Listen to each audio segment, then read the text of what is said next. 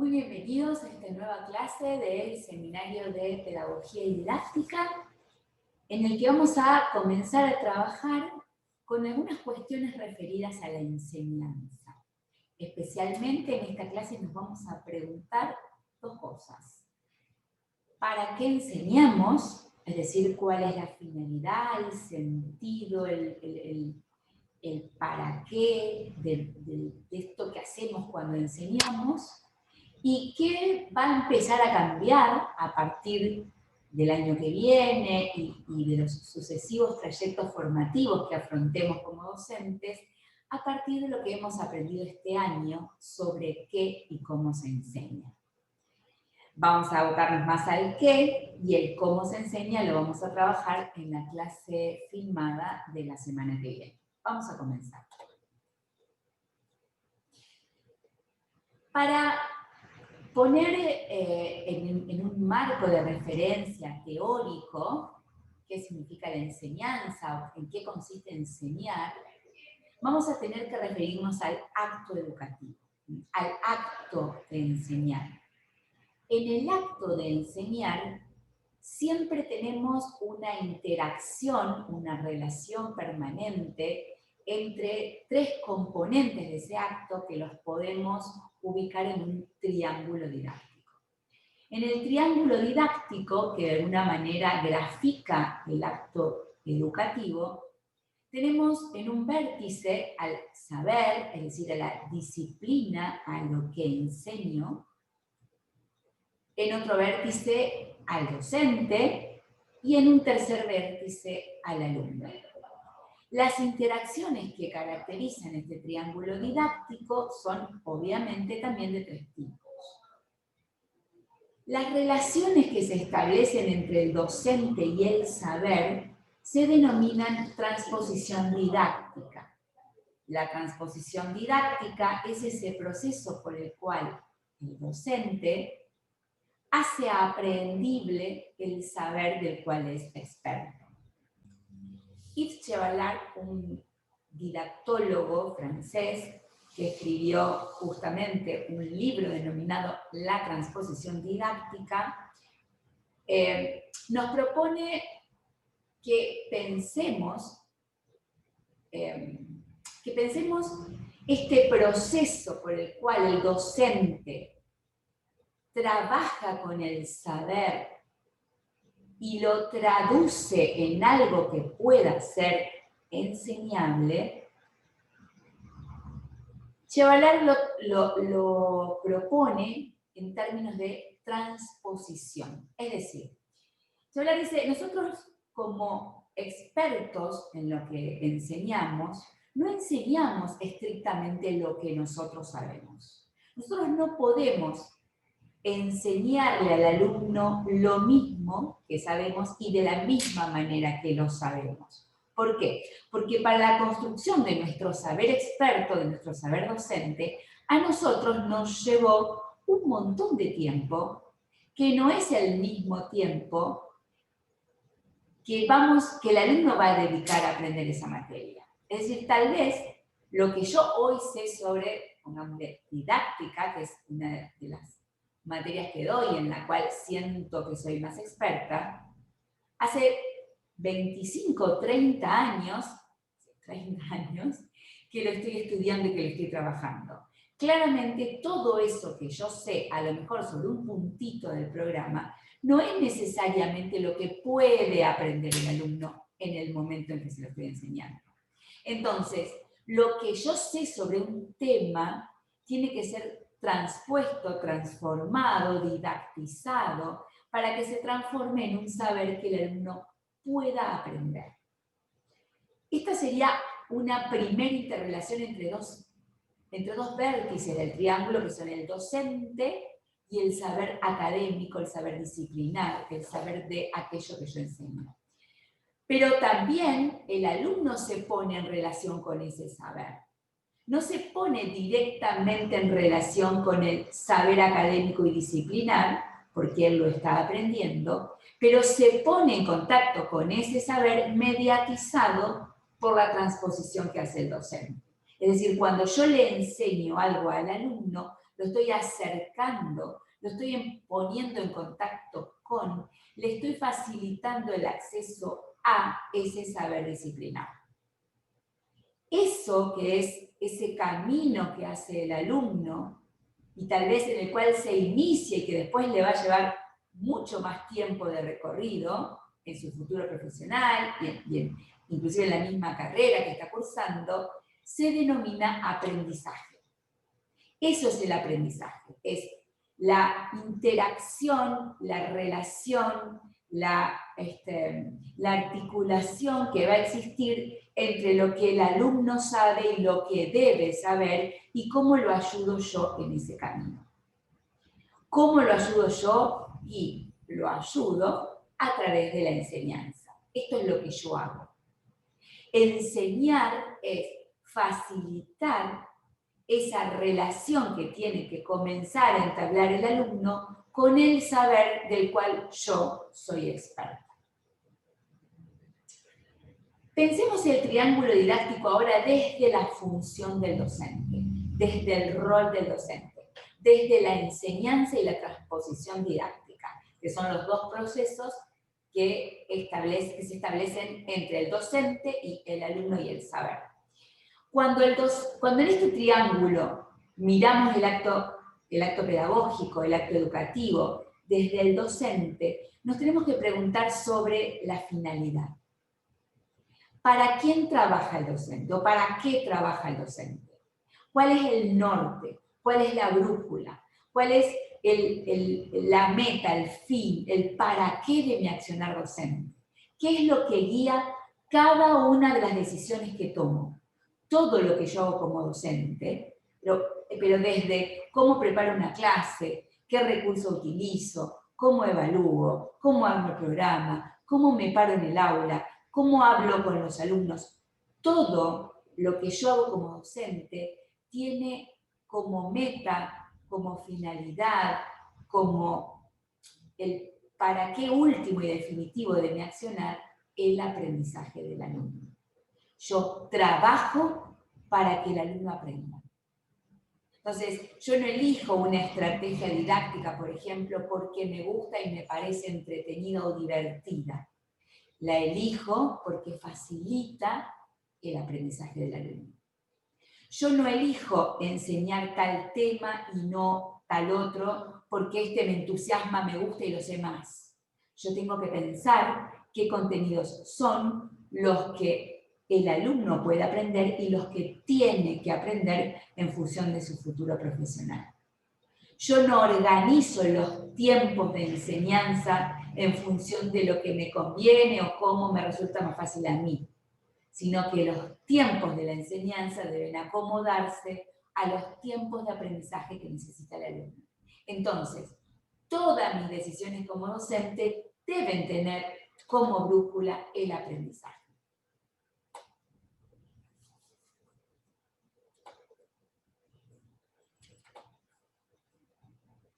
¿Por qué digo que la enseñanza, es decir, lo que hago como docente, tiene que tener como fin el aprendizaje y no la persona del alumno? ¿Por qué no digo que la enseñanza debe estar centrada en el alumno y sí digo que la enseñanza debe estar centrada en el aprendizaje? Porque en realidad, si yo como docente centro mi enseñanza en el alumno, en algún punto me estoy olvidando de que el aprendizaje en el alumno debe ser un plus respecto de lo que ya es. Entonces, yo le voy a enseñar a Juan, pero le voy a enseñar a Juan para que aprenda algo. No me quedo en trabajar con Juan por sí mismo, sino pongo a Juan en tensión con aquello que debe aprender y que está fuera de Juan. Porque lo que debe aprender Juan no puede estar en Juan porque si no yo lo hubiera aprendido. Es esto que Vygotsky, otro autor un psicólogo de la educación, Vygotsky, nos propone pensar que lo que el alumno ya es y ya sabe está dentro de su zona de desarrollo real. Es decir, es aquello que él ya puede hacer y puede seguir haciendo o aprendiendo sin mi ayuda, sin la ayuda de otro, sin la ayuda del docente, sin la ayuda de un compañero, sin la ayuda de un padre, de una mamá, sin la ayuda de un alguien. Entonces, considerar que el destino de la enseñanza es el alumno, es quedarme en su zona de desarrollo real y no entender que en realidad el alumno es el punto de partida, porque la meta es el aprendizaje, es lo que todavía no sabe, es lo que puedo ayudarle a aprender. Por eso es que no podemos caer en el error de decir, bueno, a ver, este alumno llega hasta acá, listo, ya está, lo dejamos donde está porque pobre, no. Hasta dónde llega el alumno solo es la zona de desarrollo real, pero estamos considerando aquello a lo que llega el alumno sin mi participación como docente. Ahora, si yo digo que mi meta es el aprendizaje, estoy diciendo, parto del alumno y de lo que él es para poderle darle las ayudas que él necesita, que Juan necesita, porque la meta compartida es que él llegue a aprender algo que todavía no sabe y que solamente puede aprenderlo si yo lo ayudo, si yo lo acompaño, si yo facilito ese aprendizaje.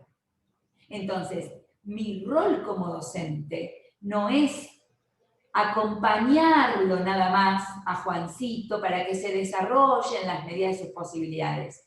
Mi rol como docente es potenciar las posibilidades de Juancito y lograr que con mi ayuda, mi facilitación, mi mediación, llegue a aprender algo que de otro modo no hubiera podido. En ese marco y con esas referencias, con esas claves en las que yo ubico mi enseñanza, entonces puedo volver a definir y precisar cuáles son las tres grandes tareas que tiene a su cargo el docente. Nosotros tenemos tres grandes responsabilidades como docente.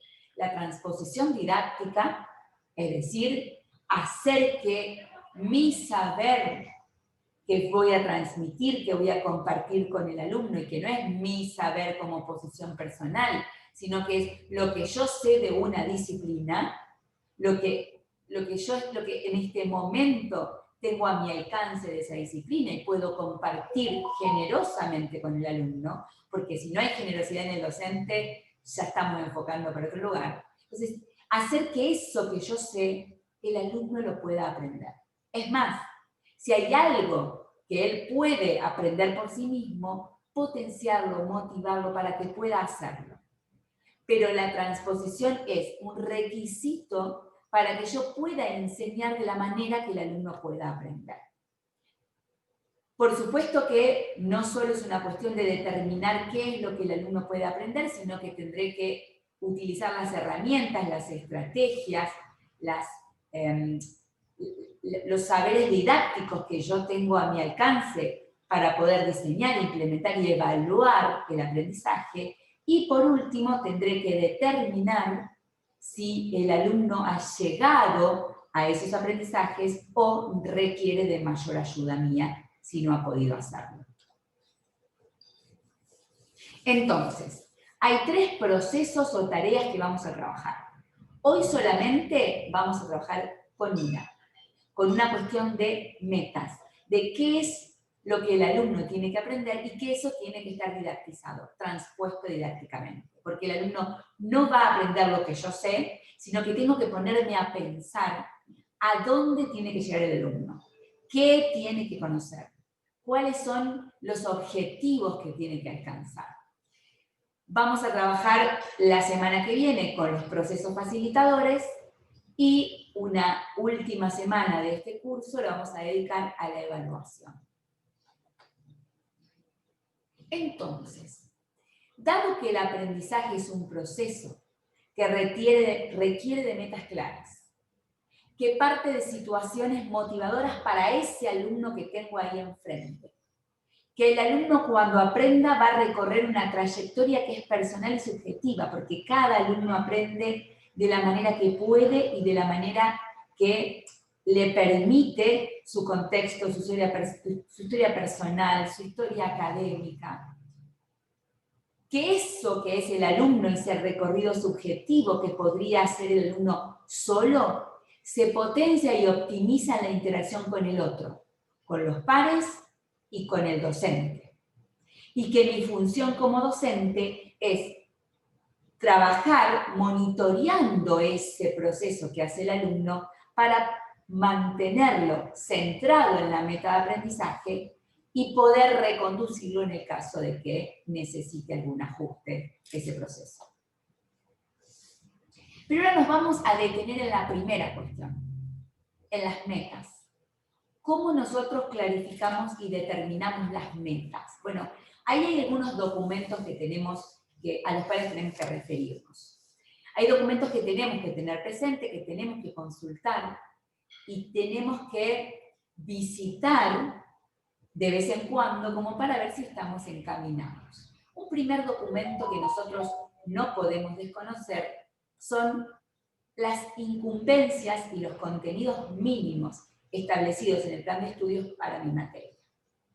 Si nosotros revisamos el plan de estudios, no la matriz, es decir, no el listado de materias, no la matriz curricular, el listado de materias con su carga horaria, no, eso es muy poquitito. Si nosotros vamos al documento del plan de estudios, que cada facultad tiene que tener para cada una de las carreras, van a ver que hay una parte que habla de las incumbencias y del perfil del graduado. Las incumbencias están incluidas en el perfil del graduado, porque las incumbencias son específicamente las tareas que este graduado va a poder resolver, va a tener a su cargo el día que se reciba. Y en ese sentido no hay mayor diferencia entre las diferentes universidades y cosmovisiones desde las cuales se educa a este futuro profesional. El contador va a ser lo mismo si es egresado de la UCA, de la Universidad Estatal, de la UAI o de cualquier otra universidad. El ingeniero ambiental va a ser lo mismo, habiendo sido egresado de cualquier universidad, o sea, el título, como es oficial y de validez nacional, tiene en todos los casos las mismas incumbencias. Ahora, el perfil del graduado es el perfil del graduado en esta universidad y en esta carrera. Es, en nuestro caso, el perfil del graduado UCA. Entonces, va a ser un contador, un ingeniero ambiental, un licenciado en comunicación periodística, un martillero, un ingeniero químico, un licenciado en administración.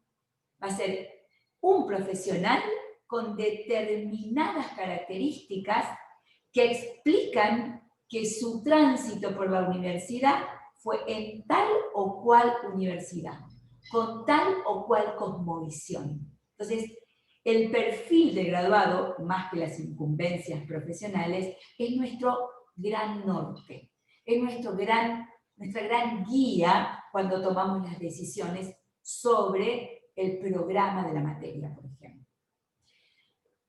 Cuando armamos el programa de la materia, además de tener en cuenta ese perfil de graduado, tenemos que tener en cuenta contenidos mínimos que cada materia tiene en ese plan de estudios. En el plan de estudios hay una cápsula que tiene generalmente 4 o 5 renglones, más o menos en promedio, en donde me dice qué es lo mínimo que el alumno tiene que aprender en esta materia. Esos contenidos mínimos se traducen en objetivos y contenidos de nuestros programas. Primeramente, nosotros cuando en los programas armamos los objetivos, muchas veces ponemos algunas cosas, como cosas muy generales, más bien propósitos que el docente tiene, aspiraciones que tenemos.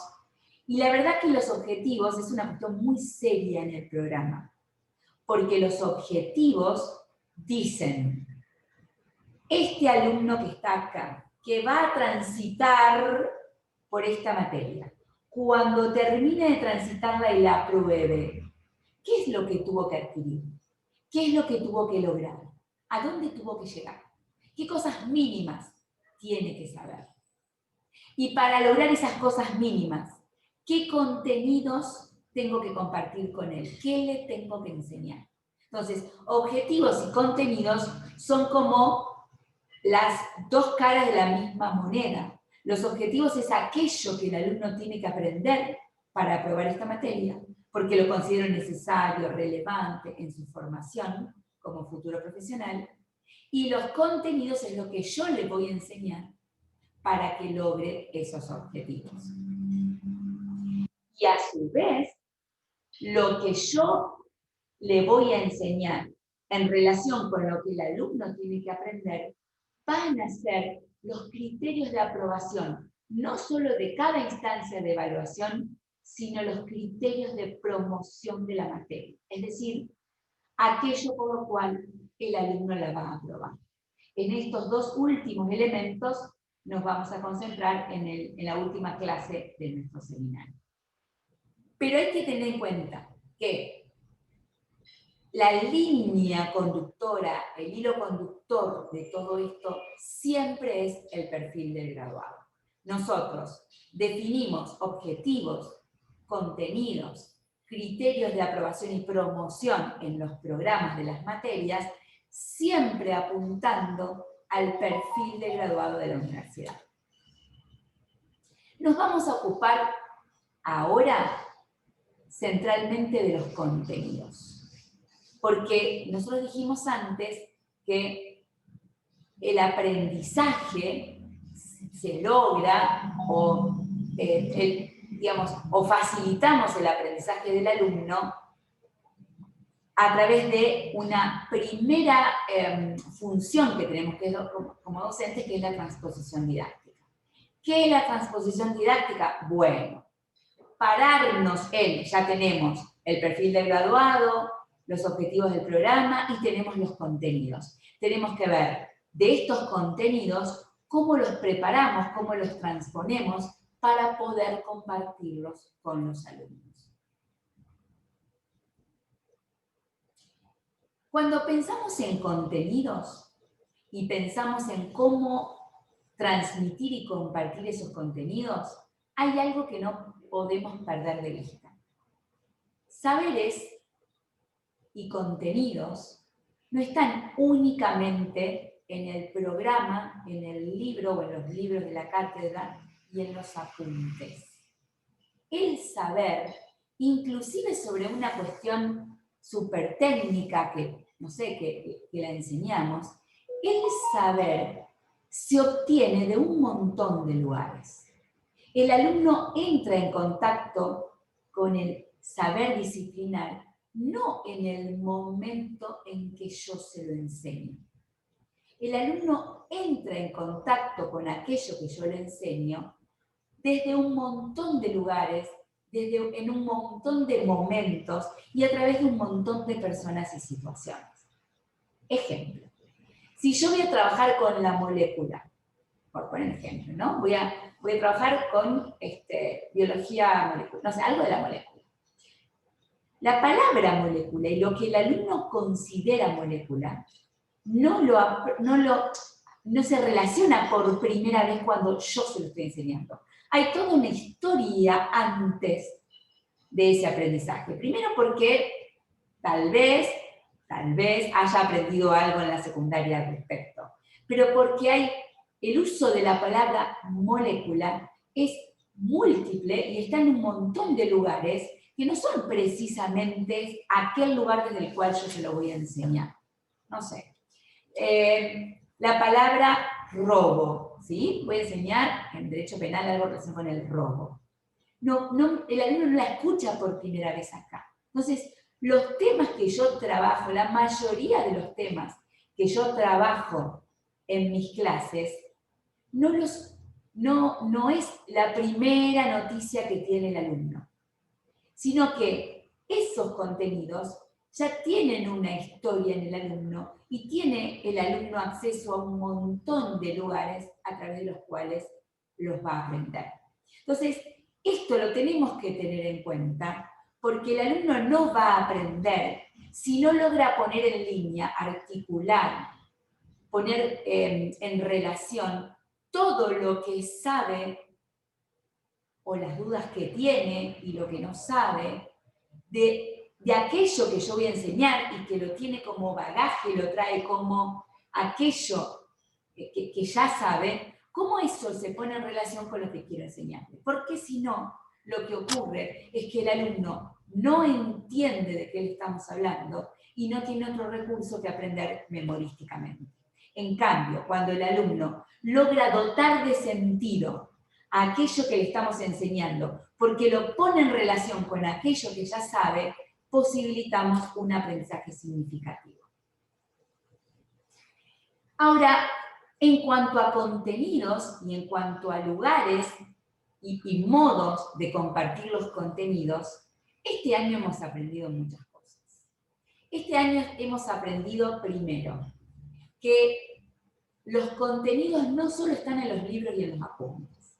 Es decir, primero, no hemos podido mandar a los alumnos a la fotocopiadora a buscar el material, nos hemos tenido que ingeniar para transmitirle o para acercarle a los alumnos el material a través de otros medios, preferentemente digitales.